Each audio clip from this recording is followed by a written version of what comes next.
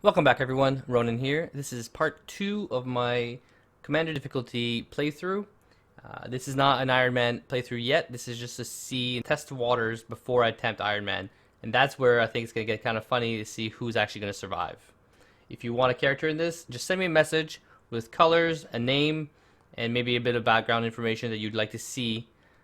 In this one, I actually cut out the last fight. I'm going to use the last fight as its own highlight reel.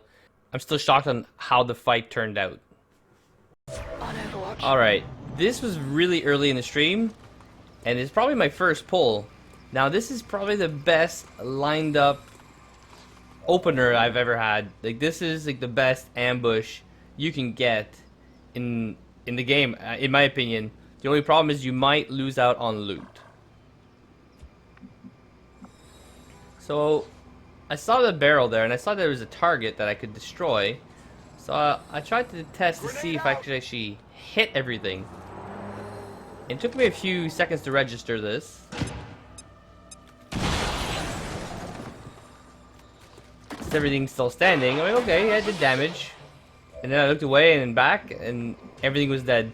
Like, one grenade killed 3 guys. That was just awesome. I'm still in shock.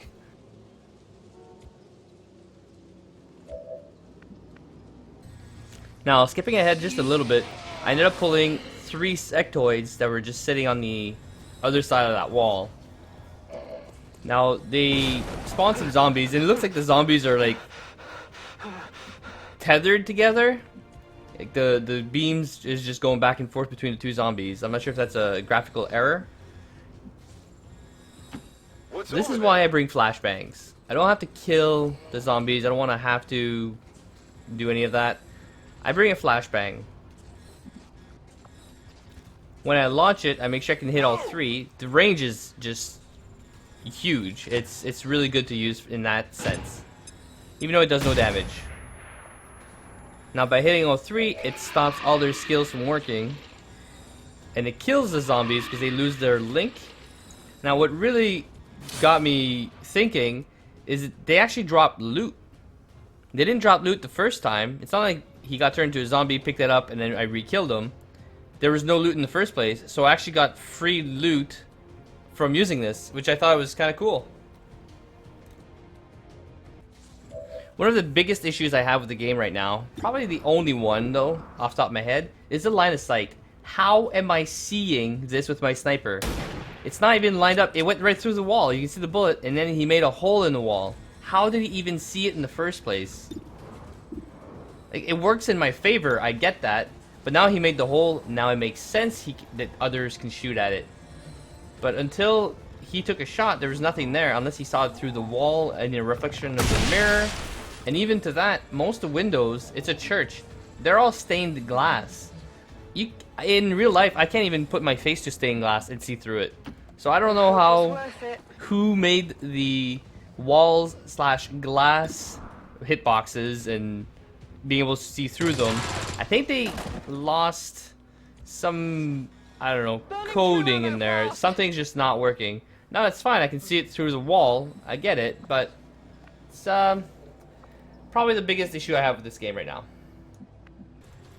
So here, there's a Viper right on that north part of the screen, in the middle. Now it's on the right, and I was trying to move where I don't understand how it's red there. There's nothing that is gonna flank me there. It would be the other side of the wall that would be the issue. So I decided to move in the corner, just to hopefully be in cover. I still didn't understand how it was possible to not be in cover there. And then the prediction I had was that I was going to get squeezed through that hole if I moved forward. Sorry about this. Now I'm having a hard time moving the character that's inside. I'm trying to find a way to move the character that's inside the house to high cover. But the ceiling just seems to get in the way, and there's no way for me. I'm not sure if there's a button, and this is where you guys can help me out maybe. If there's, like, in Jagged Alliance, you would push tab and it would remove all ceilings. Something like that. I'm not sure. I didn't see it in the options, but I'm trying to move, and I'm trying to think, is that clock full cover, half cover? I'm going. So I moved there, not knowing if it was a good position at all. There. Now I can see. My guess was that the roof was mainly shot down, or at least the walls were blown up, that I couldn't actually get proper line of sight from inside the building. Really annoying, but still I'm shooting through the wall as it, just like it's nothing.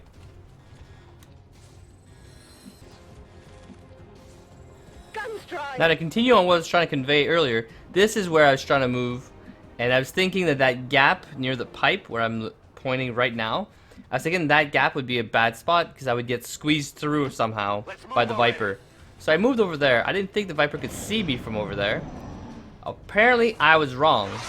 It actually tried to squeeze me through, but it missed. I can only imagine what the animation would look like if I got squeezed through that gap. But it still gets poison off. It's terrible, terrible line of sight on this map. And this is not the first time that small buildings give me a hard time. For this one, I'm just trying to show that sometimes trying to line up the perfect setup, the perfect ambush, is not the right thing to do, or it's just a waste of time. It took me about 20 minutes to get my guys above there without being noticed, and everybody's in a great attack position. So I launched my grenade, hit everybody, because this is how I like to initiate combat, just with the maximum amount of damage I can do. And then they just run down. So now they're out of my reach, and I have to get out of cover to actually shoot them properly, and risk spawning other enemies. So that was just terrible, and I wasted a bit of time trying to line up everybody perfectly. This is another instance where line of sight is kind of tricky. So I move Joey, which I think is Senna. He's in full cover, good spot. 100% chance I kill the Lancer. Not an issue. Now there's still the sectoid that's to his right. I have lots of people, that's not a big deal. So I try to move Star Force into a good position. Now I don't want him to be noticed. He's got the stealth perk, or Prowler I think it's called. So I try to move him where he would be okay. So just by moving a few steps, and you can see where Senna is, somehow I spawned 3 more sectoids through the door. The door's not open, but I spawned them. They're there. They're not attacking. They don't see him yet, but on the next turn, they will see him, and that's the big issue there. Is now I wasted a turn with my scout. For most of you that are returning, this is my Mimic Beacon protocol. I just spawned those 3 sectoids. Star Force was in trouble, so was Senna, which is Joey. So I didn't really know what else to do. I threw my beacon to try and save them. Now I have lots of people on higher ground trying to take shots. And yes, he was panicked. Joey was panicked. So by killing that sectoid, I didn't know this, but apparently if you kill the sectoid that caused you to panic, you can actually remove panic and gain a turn right away instead of waiting for your next turn, which I thought was pretty cool.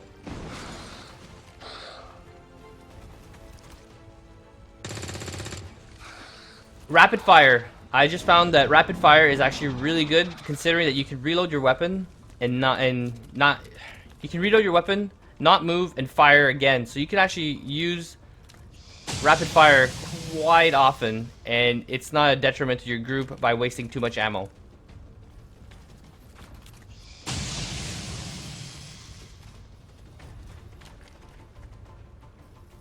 And there you go.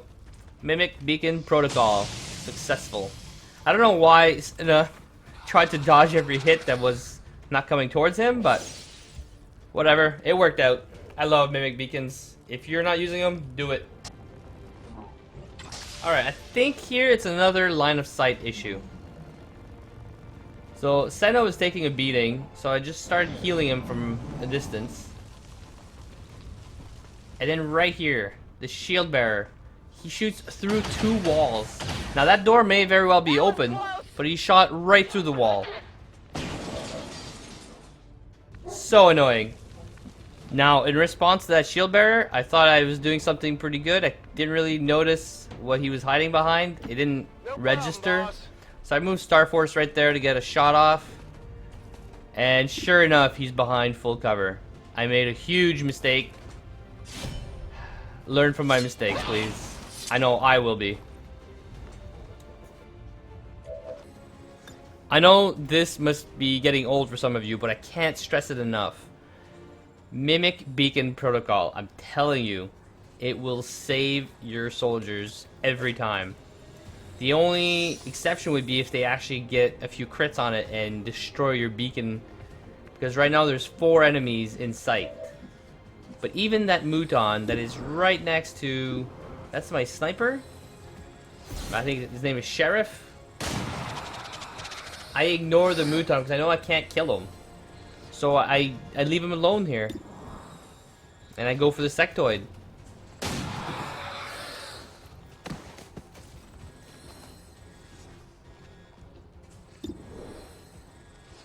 Well, I guess I get 1 hit in for good measure. Because Gunslinger is pretty amazing. I'm using Gunslingers now, not snipers. It's... Snipers just... They lack something, in my opinion. So here, it's easier to get rid of these guys by just blowing the floor from underneath them.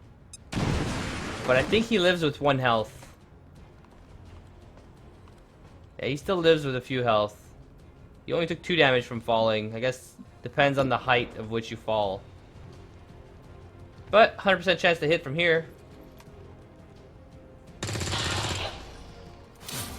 Evidence located.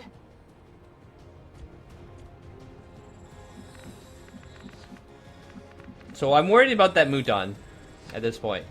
So I'll blow his cover just in case, just to give him the motivation to leave his cover.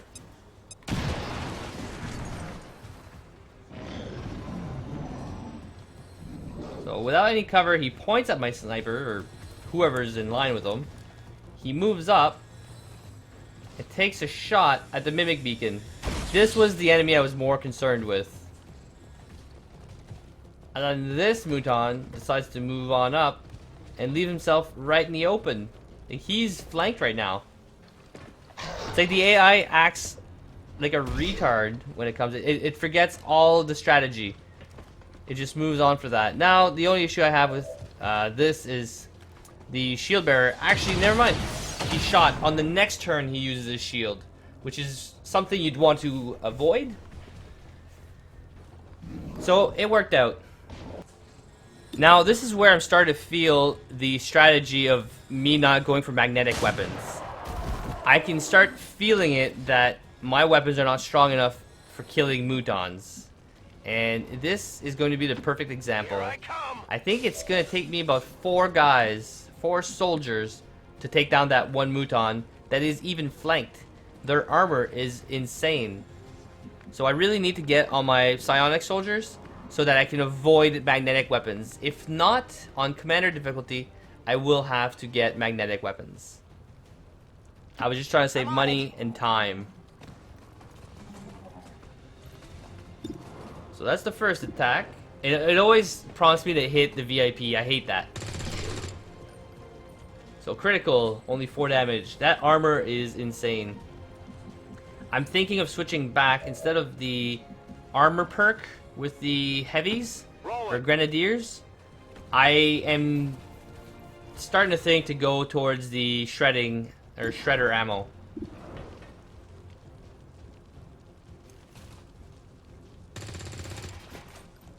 Grandpa misses from melee range.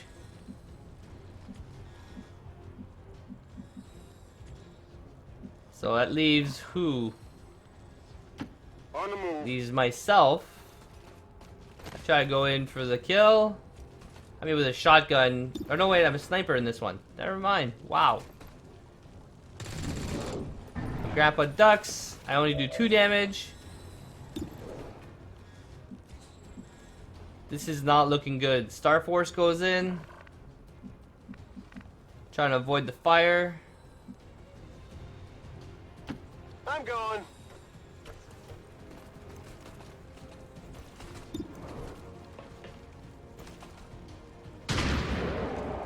Finally, I get him. It took me 4 attacks. 4 soldiers. 3 of 4 hit though. But still, wow. Moutons are pretty strong.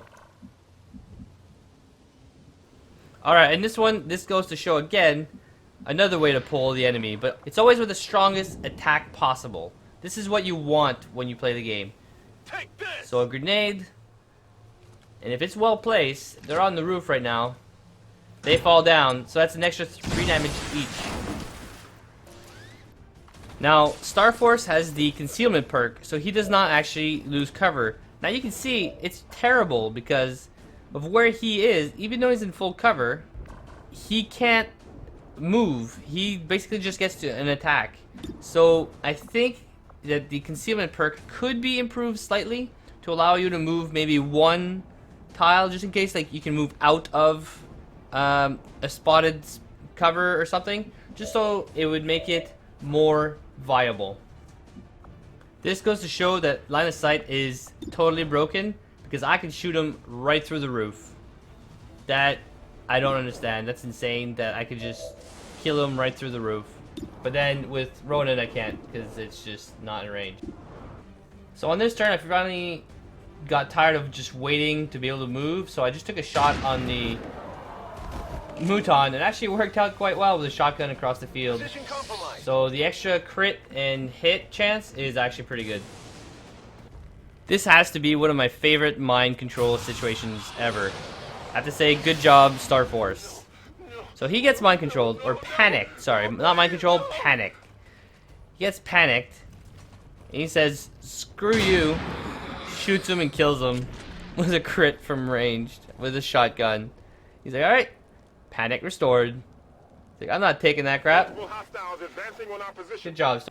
And just in case you haven't noticed any of these videos, when you see that flare, move all of your soldiers or available soldiers into an Overwatch spot. If you can't get to an Overwatch, move as fast as possible, hopefully without spawning any other enemies, and use your height or even cover as advantage so that when they land, you get them flanked, and that with your Overwatch, you actually get a shot off, because then those are just free attack on those soldiers coming down. And now that they're landing, you reap the rewards. That's kind of bad timing. I was alt-tabbed. Where's the noise? I'm a bad streamer, apparently. There we go. Just in time. So even though you'll miss a lot, you'll generally do enough damage to take care of 1, maybe even almost 2 enemies. So there's the robot, which is the tougher one to kill anyway. And I'm left with... Okay, they're both full health, but I'm just left with the 2. So it worked out. Alright, now I was at the last turn. Star Force was in place, concealed still, because I reapplied stealth to him. It is clear. And I decided not to hack the chest with Star Force. I hacked it with my specialist. I figured this way Star Force would stay concealed as we pulled the enemy, and he could probably get a good attack on them that they wouldn't notice that he was there. So maybe a good flank, or even just being in range to do the killing blow. As always, I hope these videos were helpful. Thank you all for watching. Don't forget to like and subscribe, and I'll catch you in the next video. Have a great night, everyone. So much suspense. I was gonna delete this, but you failed me, Star Force. You grazed it. How do you graze a target when you have a 100% chance to hit it?